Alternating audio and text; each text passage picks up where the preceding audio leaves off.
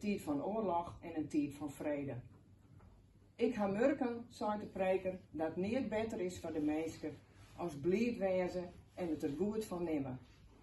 En als een mens eet en drinkt en van het goede geniet het bij al zijn scheppen, dan is dat een jefte van God. Ik hoop je dat je hem aan correct zou willen beleven aan het lezen van Libbe, als het ik hier maar het schroeven ervan. En wie die zal nou de prachtige tekst uit Preker vertolken. En Isabelle. Dank u wel.